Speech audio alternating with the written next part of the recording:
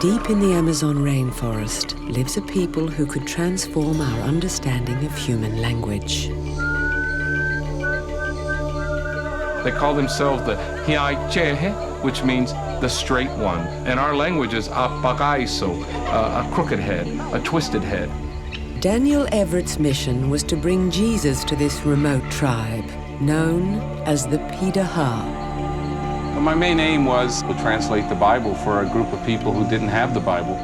Instead, the missionary found a group so content in their world, they converted him.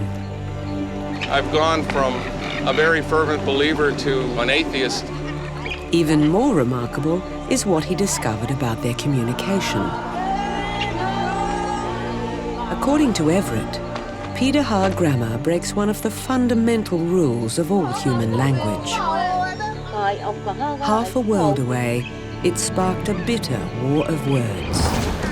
I had people sending me hate mail. There was a lot of viciousness in the attacks, real anger. Can't have anything to do with the nature of language. It just doesn't make any sense. I think he knows he's wrong. That's what I really think. I was appalled when I read that Chomsky had said that Dan was a charlatan. That is unacceptable. Now a professor of linguistics, Daniel Everett is on a new mission to put his controversial claims to the test. If he's right, the most cited academic of our time could well be wrong. And our understanding of human language may be changed forever.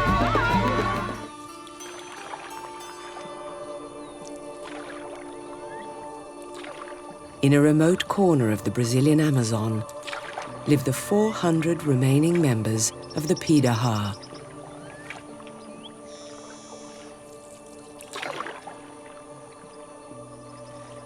Life has changed little here in centuries.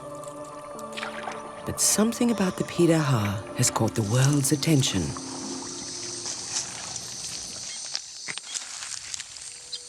It's how they communicate. Piraha can be spoken, hummed, sung, even whistled.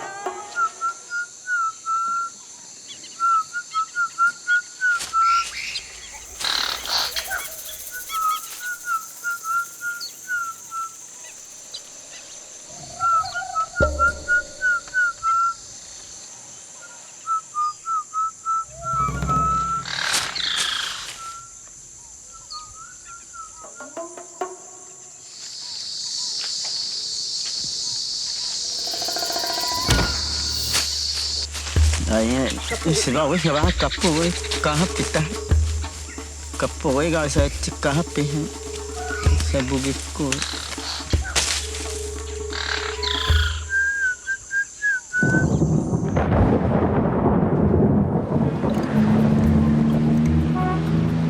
I buy about 150 to 200 kilos of manioc meal, farinha, as it's known locally, for the Piraha each time I go in. 400 kilometers upriver, Professor Daniel Everett is preparing for his annual research trip to the Piraha. Everett has studied the tribe for 30 years, and what he claims to have found has made news around the globe.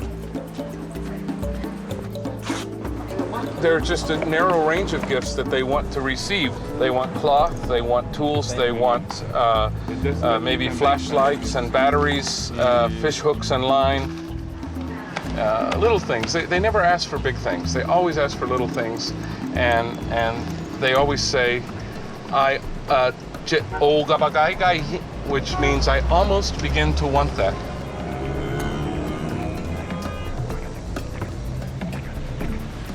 The linguistics professor and university dean believes the Piraha language is so remarkable, it undermines the most powerful theory of human language. It's an explosive claim, and many are convinced he's wrong. The gifts that I buy for the Piraha are important to show them, first of all, that I appreciate and respect what they do in helping me. They don't really understand what the value of the information they give me is, but they do know that it's a value to me.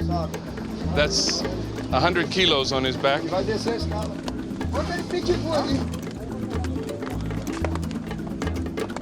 He's only got 50 kilos. It's very important for me as a scientist to give other scientists more information so they can reach their own conclusions about some of the more controversial claims I've made about the Pirahã. And we're off after all the work that has gone on the last couple of days. Really excited.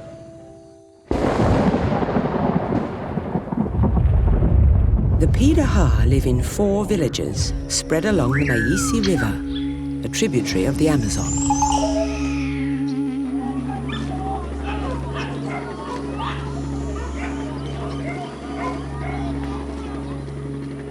First sighted by Portuguese gold hunters 300 years ago, the tribe has since rejected almost all outside influence.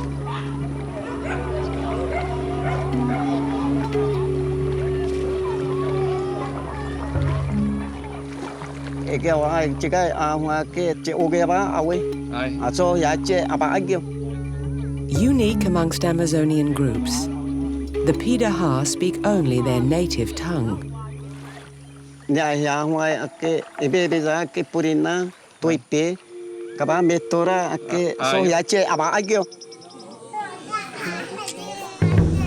in the 1950s, the Piraha were forced to open their world.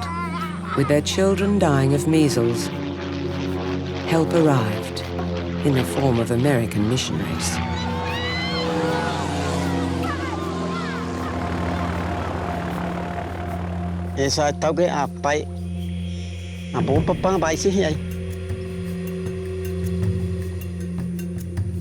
But with medicine came something less welcome.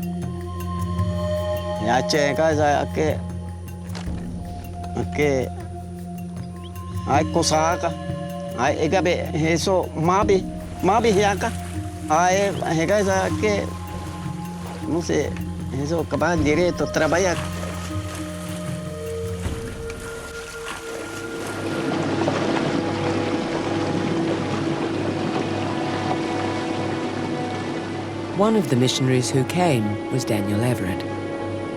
This has to be one of the most beautiful river trips on the planet. We're going to travel down the Madeira River, the 7th largest river of the world, to the Maisi River in the state of Amazonas to see the Piraha.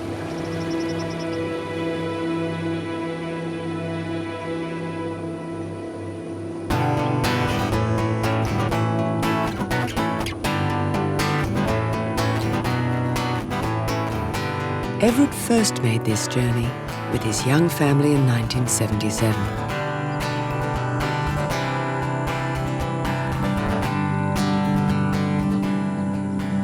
I was raised in Southern California, and I came from a very blue-collar family.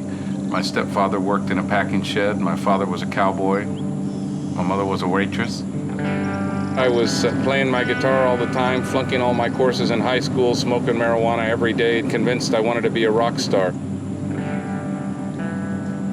And then in high school, I met a fellow who had a Brazilian magazine. And I asked him where he got this Brazilian magazine. And he said, well, my parents are missionaries in Brazil. And he had this very cute sister named Karen. And we got to talking a lot about what to do with our lives, and we got romantically involved with one another from the time we were 16, and got engaged at 17, decided we wanted to be missionaries.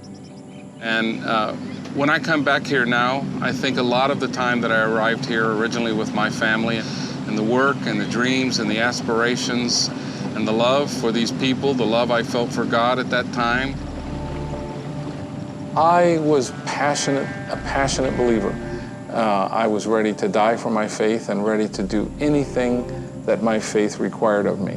I had no idea when I started.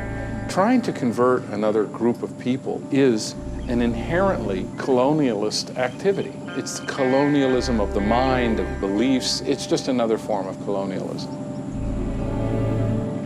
When Everett first arrived here, he was just 25 years old. When we landed, the previous missionary flew out with us, and he just stayed for an hour or so and then left, and he taught me 2 phrases which I couldn't repeat. they were just too hard for me then. He said, tell them that you just want to hear Piraha, and that phrase is, and I didn't remember, I couldn't remember any of that, so I was just here sort of dumbfounded, not knowing what to do. There's a Piraha. There's our first Piraha. I'm gonna go downstairs. So what happened? Yeah, I check up yo ago. Ayo, I my eyes I bow I say aba I go. Yeah, I check I go aga. Ege hill. No. Au aga. Okay. Just what I will fight go by so go bagai here I check. I tell we see by here I check. So what go by so go bagai here I check. Oh, bike kami go eh. They just recognize me. Oh, it's always great to see how excited the Piraha get when I come here. I feel like a rock star after all sometimes when I come in here. But the feeling is mutual. I feel just as excited to see them as they seem to be to see me.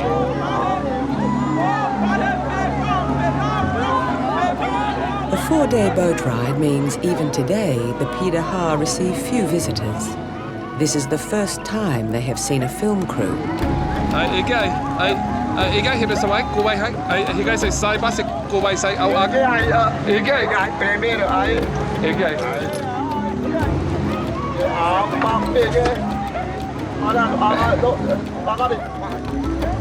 The Piraha's clothing is their one concession to modern life.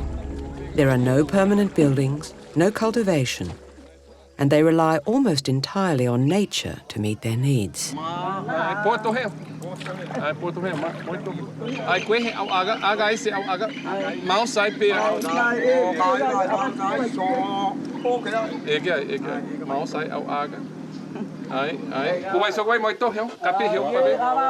Today, the professor is one of only 3 outsiders who can speak Piraha, the others being his former wife and the missionary he replaced.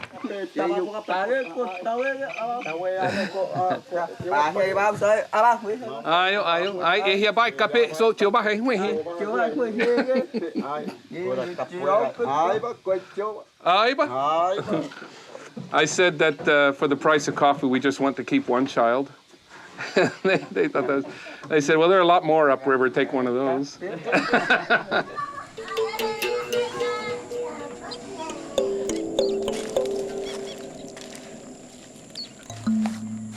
Everett and his family lived intermittently here for more than 30 years. This is all that's left of my house, just a few support posts here and there. I raised my children here for several years. I lived here for 8 years. I had a large Piraha-style house.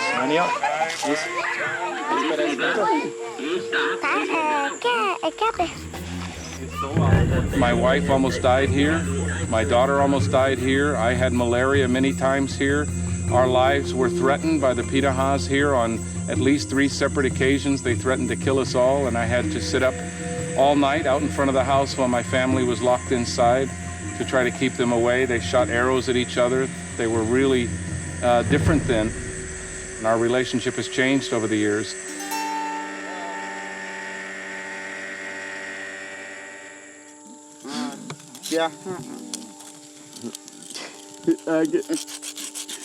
Today, Dan shares a more harmonious relationship with the Piraha.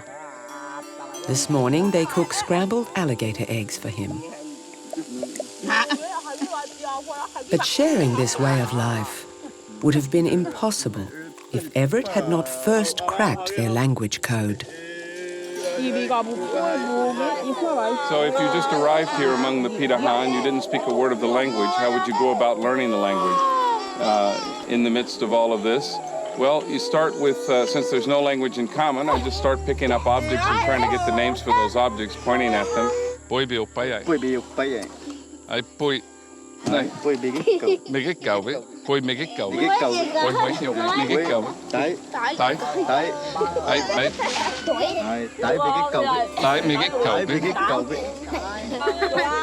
And spending day after day doing this, you can see how you can construct a knowledge of the language without any language in common, and eventually I learned Piraha.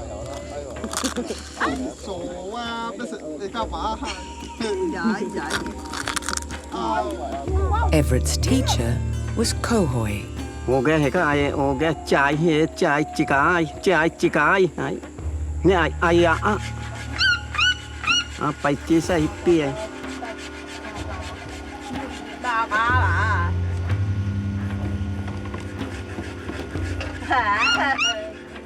ai ok thì các ai nhà chơi nhà bay nhà chơi.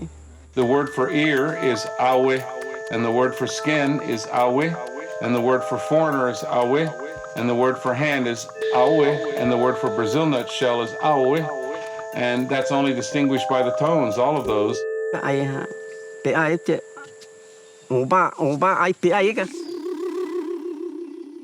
As his fluency grew, Everett began to realize something was missing.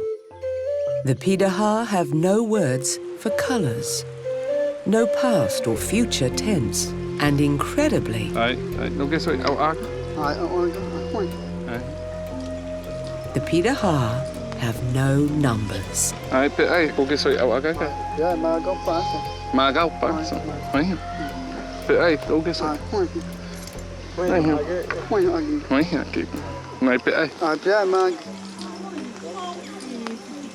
Research from MIT indicates the Piraha may be the only culture on Earth without numeracy. The Piraha don't have numbers because they don't need them.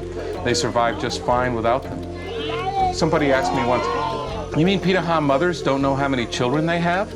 Well, that's exactly what I mean. They don't know how many children they have, but they know all of their children's names and they know all of their children's faces. They don't need to know how many children they have to know who their children are and how they feel about them.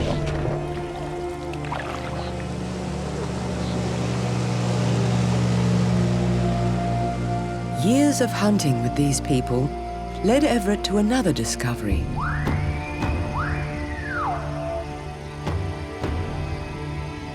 The Piraha have an encyclopedic knowledge of their world. Every Piraha child, woman, and man in the entire culture knows the name of every single species of flora and fauna in their environment.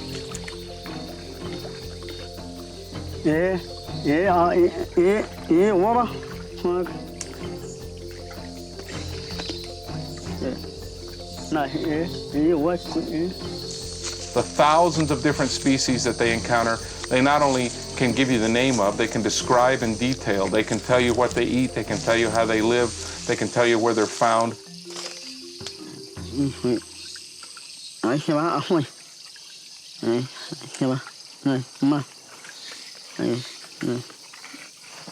Passa, não, carrinho, a gente passa, aí tira assim, aí tá, aí já vai, aí tá ruim isso, aí.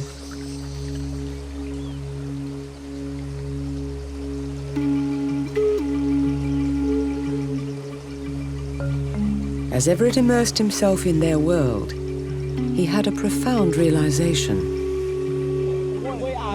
The Piraha appear to live entirely in the present. They're not worried about whether they're going to eat later because they know very well they can just go out on the river and get fish. They let each activity be dictated by their needs of the moment rather than by their worries of the future or their knowledge of the past. They live in the present.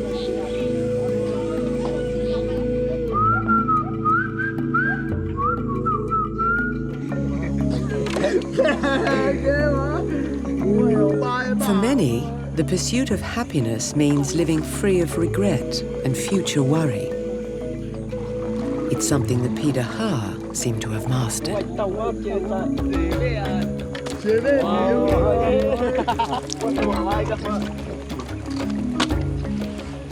When I'm around these people and I'm by myself with them and I talk to them, they're just so relaxed and so laid back and so hard to agitate and get excited or get worried. They just have so much to teach us about taking each day one day at a time.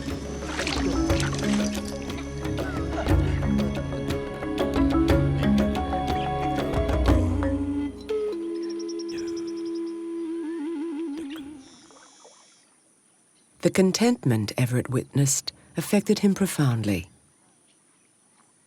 He began to question his own deep beliefs. The dilemma for the Christian missionary is for your message to work, you have to convince them that they're wrong. So they have to be lost before you can convince them that they need to be saved. Ai chê cái này, chỗ cái bà hiểu ấy. Ai số chỗ cái bà cái bì kiểu vậy. Ai.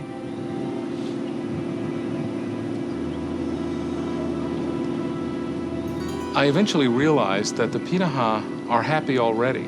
They don't believe in hell. They don't believe in heaven. So taking the message of God to the Piraha is like taking ice to the Eskimos.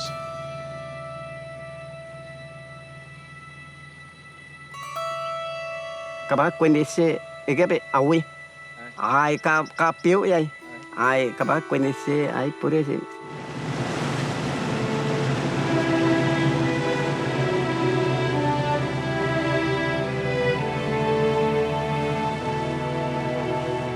In 25 years of missionary work, Daniel Everett failed to attract a single Piraha convert.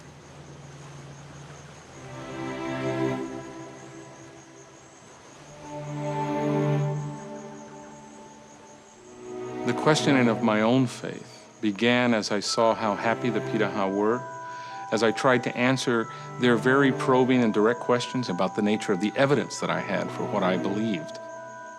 And as I reflected on all of these things, it eventually led to the abandonment of my own faith.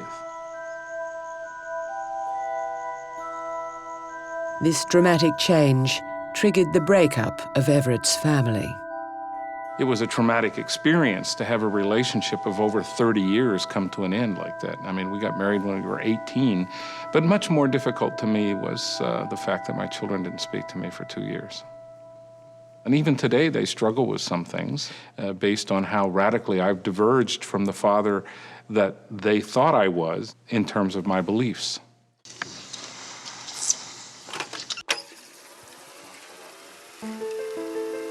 Abaya cũng nhiều abaya pisai.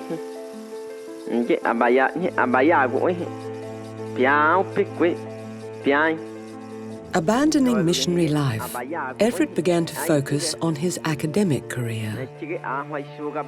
He had long suspected something was fundamentally different about Piraha grammar.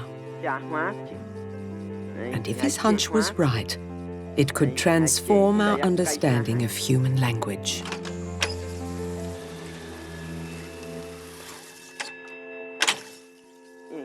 At the time that I was going through the spiritual crisis and the family crisis and the marriage crisis, I was also going through an intellectual crisis. And I had to say something about this at the same time that I tried to explain a number of the unique characteristics of the Piraha language. I had no idea when I started writing this paper that it was going to be controversial to the degree that it was. Daniel Everett had just picked a fight with the father of modern linguistics, Noam Chomsky. Noam is not only the most influential linguist in this sense of the past century, but I think it's probably the case that he's the most influential linguist of all time. I finished the paper, I sent it off to the #1 journal of anthropology, and then all hell broke loose.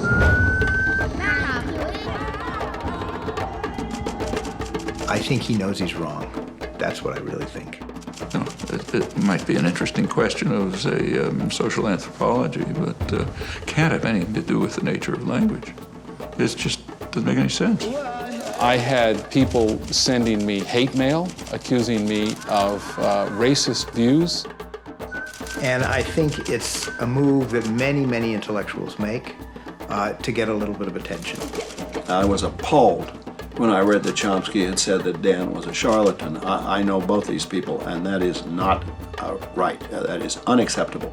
The reason there was so much fuss is really not very scientific. I mean, it was, here's this guy coming out of the jungle with this language that only he knows, and he's saying that the greatest linguist in history is dead wrong about his most important idea. I mean, there's also questions about whether any of it's true, but that's another story. The bitter war of words is in reaction to the grammatical anomaly Dan Everett claims to have found. According to Everett, Piraha shows no evidence for recursion, the ability to combine an endless number of ideas in a single sentence. So let's say that we have the simple sentence like, Bill saw Mary. And now we want to make that part of a larger sentence. John said that Bill saw Mary. But for this to be recursion, we have to be able to keep going. So we might want to say something like, John said, that Bill said, that Mary said, that Peter said, that Irving bought a house. And that is true recursion, the ability for a sentence to just keep going on forever. If in a language you can show there is a largest sentence and you can't make it any larger, that language doesn't have recursion. And Piraha is such a language. In 2002, Noam Chomsky proposed that recursion is the basis of all human language, a key component of his theory of universal grammar, the most influential idea in linguistics. Universal grammar argues the structure of language, the grammar, is innately found in the human genome, something we are born with rather than learn. According to the theory, all human languages, regardless of their surface differences, share a common deep structure, a universal grammar. It's a powerful idea, and it's dominated linguistics for more than 50 years. In the modern sense, universal grammar is just the theory of the genetic component of the language faculty. That it exists is hard to deny.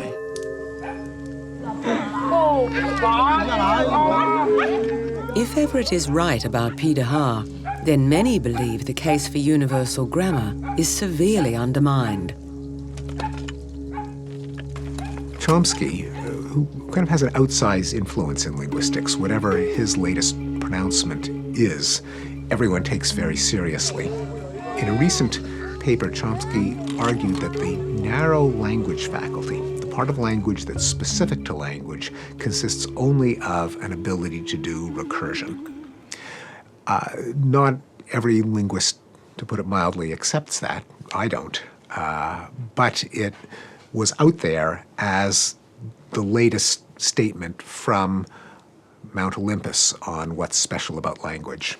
And so the claim that there's a language that was missing exactly that thing that Chomsky said is essential obviously made it much more interesting to people. If I'm right and Piraha does lack recursion, then recursion can't be the universal basis for human language. So one of us is right and one of us is wrong. It's now been 2 years since Everett's last visit to the Amazon. At MIT's Brain and Cognitive Sciences Lab, a new expedition is preparing to go and test his claims. Leading the team is Professor Ted Gibson. I think Dan's most controversial claim is the claim that human language doesn't have to be recursive. It might be right and it might be wrong, and I just don't know the answer. I think that's a very interesting, open controversy. How many rules? Along with colleague Dr. Steve Piantadossi, Gibson has developed a new computer program for analyzing human language. He's designed it specifically to test Everett's recursion claim. But first, he needs Piraha recordings. What Ted and I are doing is trying to make the debate scientific. And so I think that that's really the only way to resolve these kinds of questions. You can't just go back and forth bickering, all the time. You have to have some kind of scientific method and some kind of quantifiable evidence if you want to answer these things. One of the most interesting properties of this language and culture is that they're uninterested in the outside world, so we get a look at human cognition without the influence of other cultures, just sort of one culture. This expedition will be the largest and perhaps most rigorous to test Daniel Everett's ideas. In the eyes of many, its results may well settle this debate. Everett will accompany the team as translator. But taking on the world's leading linguist is more than an academic argument. It strikes at the heart of where human language stems from. What makes us human? That's what this debate is all about. Where does our language come from? Is our language some mysterious gene that somehow crept into our evolution? If so, that's worth knowing. That's very interesting. What I'm claiming is that culture can affect not just the words of a language, but the entire grammar of a language. And I'm saying that the Piraha are one clear example of this happening. Perhaps the most radical claim of Dan Everett is that unusual features of Piraha grammar are a consequence of features of their culture. Because there's one generalization that I think almost all linguists would agree with, which is that the variation among languages doesn't have a whole lot to do with variations across the cultures of the people who speak the languages. So just to be concrete, I mean, some languages put the verb in the middle and have the object after. John ate the sushi. Some have the verb at the end. John the sushi ate. But do any of these features correlate with some kinds of culture, with more uptight cultures or expressive cultures or intimate cultures or technological cultures? The answer is generally they don't.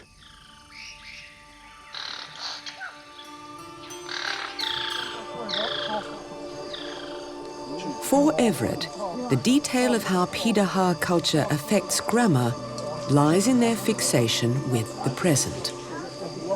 This preoccupation, he claims, produces a grammar with only a present tense. A grammar without recursion. A grammar of happiness.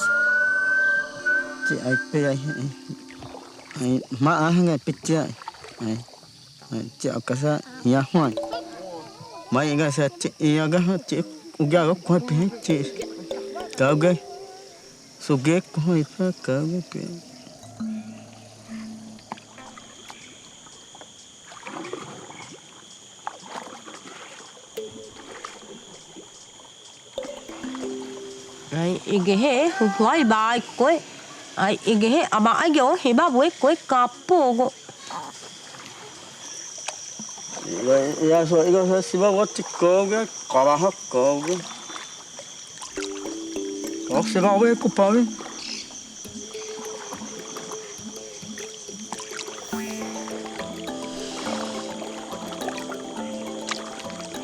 ha pe ka se ko ga He hoa he ba ubi he ba ha ai che he ba ubi he me ai che ao pe koi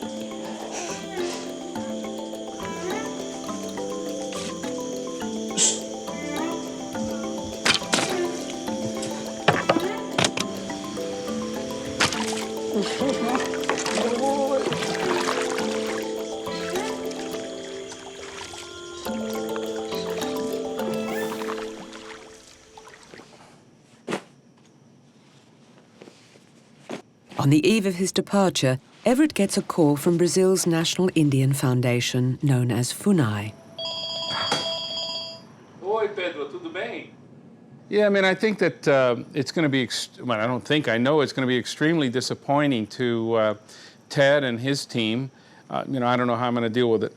Well, I mean, I was just told that, after all this planning and all this effort and having gone down, that Valmir, the local FUNAI supervisor, has said that we can't go back to the village. I don't know what's going to happen, but I think that the only thing I can do is fly all the way down there to Brazil, go talk to Valmir and say, what can we do to make this happen? With one stamp, Valmir Parinchin can grant Everett access to the Piraha. He is the regional coordinator of FUNAI, the agency responsible for Brazil's indigenous tribes. Eu fui dos quando assumi, eu proibi, a entrada de todos os tipos de missionários em suas terras, na terra indígena Pirahã. O Daniel tem os Pirahã gostam dele, a gente percebe que os Pirahã gostam, mas hoje nós temos a preocupação da ameaças diretamente da cultura Pirahã, a questão dos missionários, The fact Everett is now a professor of linguistics doesn't appear to count for much. His old occupation continues to haunt him. So now I'm on my way to Humaitá, Amazonas, to meet with Valmir Parintinchins. Valmir is the one with the power to say whether I can or can't go back to the village right now. If Valmir says no, there's a good chance that that will be no for good. It may be the last chance I ever have to go to the Pirahã. Everett suspects his religious past is not the sole reason for his rejection. The real cause, he believes, is his collision with the linguistics establishment. As a result of my work, I've become quite controversial among linguists.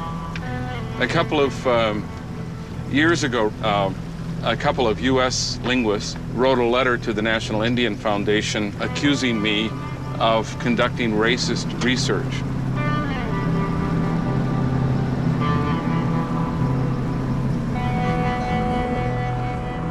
When Everett arrives, he's told Valmir is out of town and won't be back for a fortnight.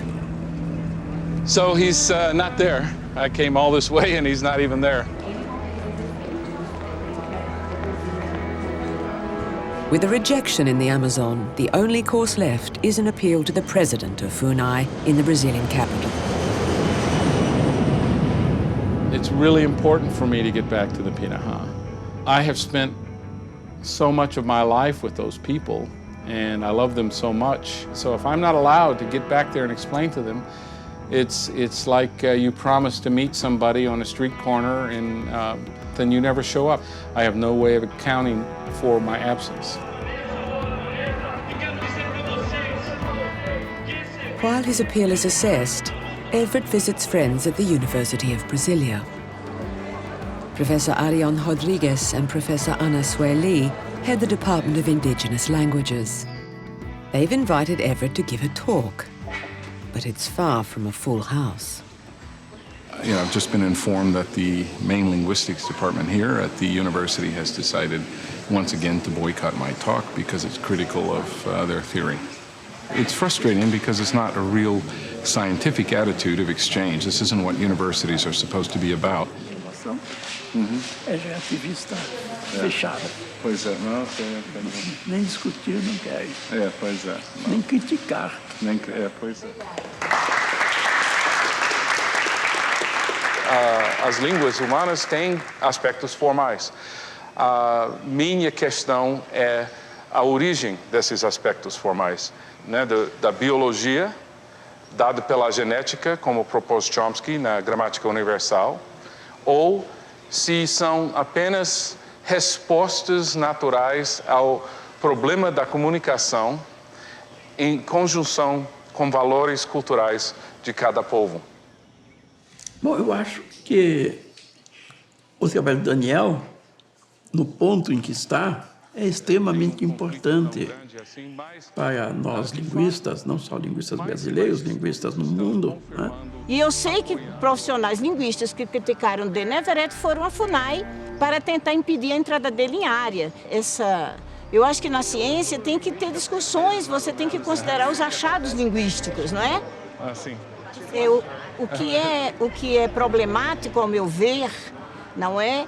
É a imposição, não é? A tentativa, aquela crença, não é? Quando a ciência ela se torna uma religião, não é? Que não pode ser questionada.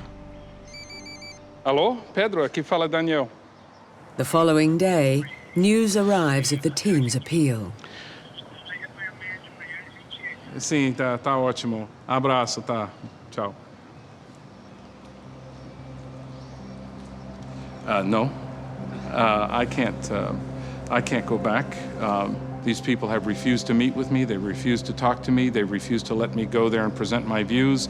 All of this takes place behind closed doors at meetings I'm not allowed to be at, with people saying things about me that I'm not allowed to respond to. It is cowardly. I mean, I can't go back this time. I probably never go back as long as these same people are in charge.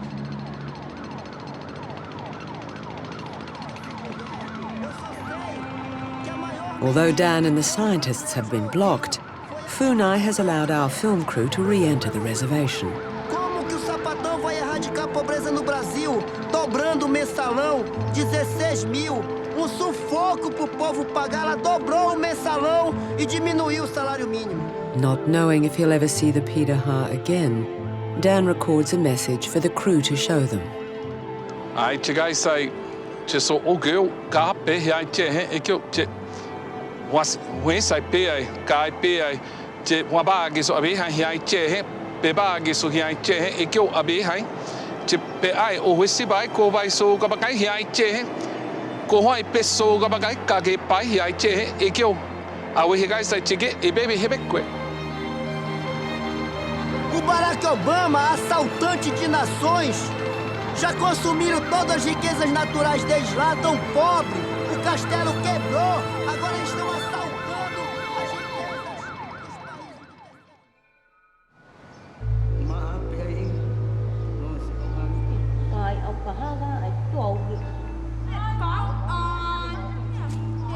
With the expedition cancelled, Ted Gibson and Steve Piantadossi have found another way to test Everett's claims. They've turned to recordings made over decades by Everett and the missionary who preceded him, Steve Sheldon. So these are all stories? Yeah, these are all stories. And how much of that is Dan's gathering versus Steve Sheldon's? It's almost all Steve Sheldon's. But yeah, so it was a big letdown when we didn't actually get to go. But actually, we wouldn't have as much time to work on this specific question if we had gone, because we would have all of these other research areas that we'd be, trying to write up findings for.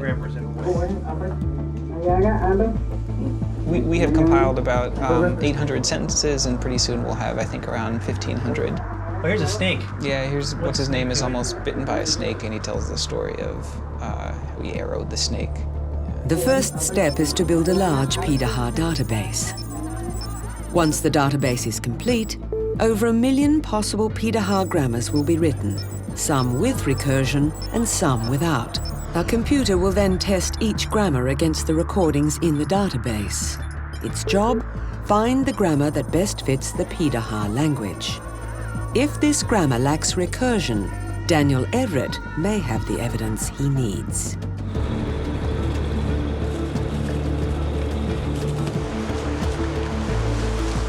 While the MIT computers grind through 30 years of recordings, our film crew is returning to the Piraha. Besides delivering Everett's message, we have also been asked to collect more recordings. But when we arrive, what we find is totally unexpected. Since visiting 2 years ago, the Piraha village of Pikia has been transformed.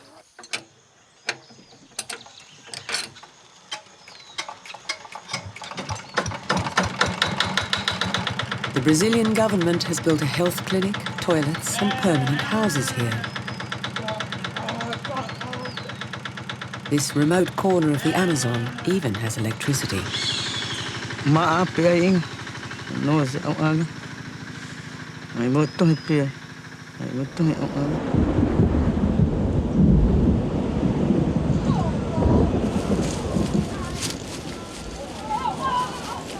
But perhaps most significant is the presence of a school.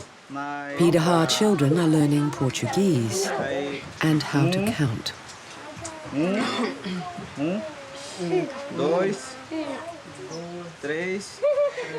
A parte positiva e a parte negativa, né? Eu acho que a parte positiva é que tem uma energia, né?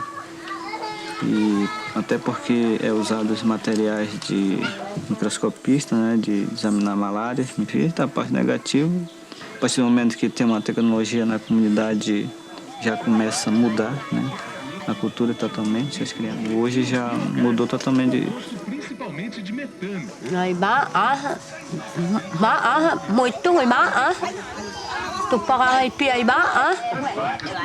Diariamente, 20.000 litros de leite. E diariamente, composto principalmente de metano. For many outsiders, such change poses a dilemma. On one hand, it empowers the Piraha. On the other, their unique culture may be lost. Well, when we lose the language, we lose a part of a culture. We lose a unique product of human creativity aggregated over time by a society. lose a source of data on how the mind works. I think that the scientific community should make it a priority to document things that are highly informative and that are in danger of disappearing, such as endangered languages.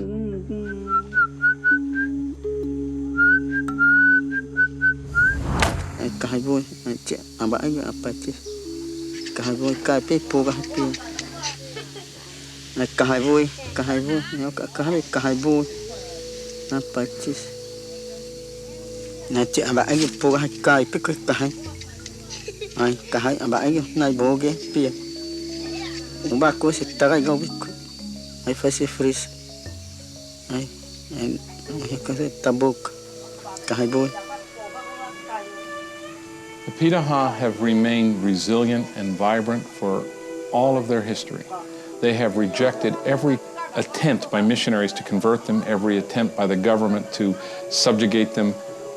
This is the biggest challenge the Piraha faced in their entire history, and it's difficult for me to predict what's going to happen. My bet is they're going to stay strong, but I could be wrong.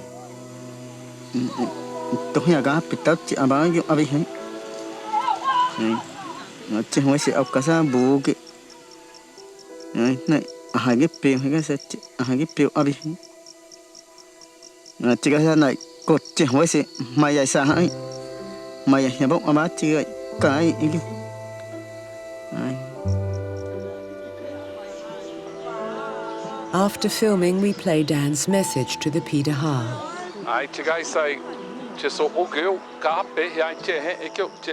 This may be the last time the tribe will ever see him.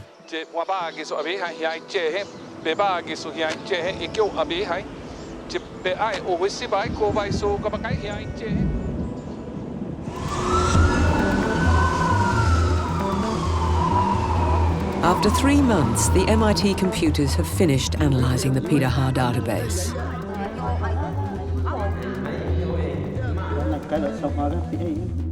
Okay, so we finished analyzing our corpus of around 1,000 sentences, and the answer is, as Dan was hypothesizing, I'd say we don't have evidence for recursion in this. You know, the simplest thing I can say is in our analyses of this corpus, there's no clear evidence of recursive structures.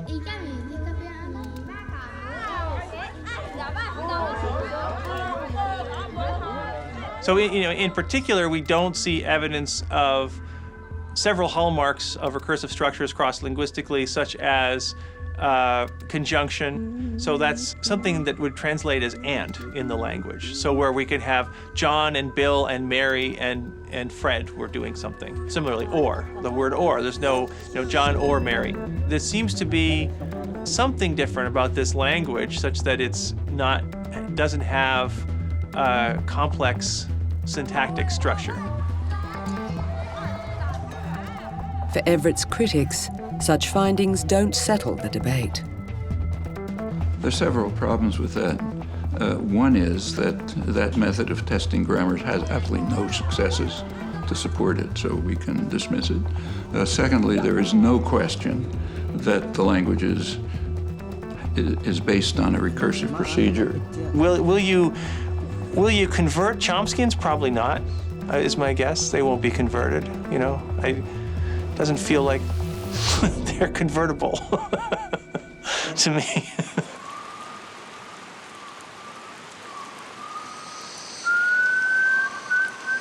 So why is this interesting? Well, what's interesting about cross-linguistic variation, it shows us the ways that we can be different. Humans can be so similar and yet so different in the way that we communicate. When Dan Everett first entered the Amazon 35 years ago, little did he realize that it would end in such controversy. Although science is beginning to validate his ideas, Dan remains unlikely to see the Piraha again. In response to his message, his old friends have recorded one of their own.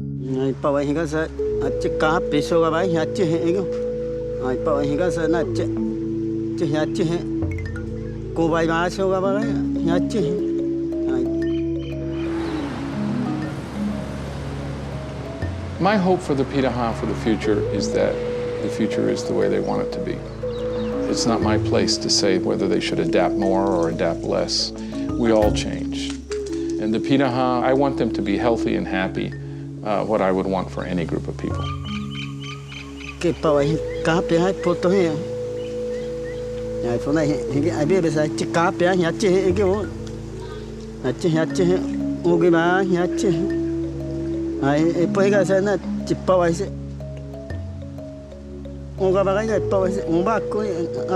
On va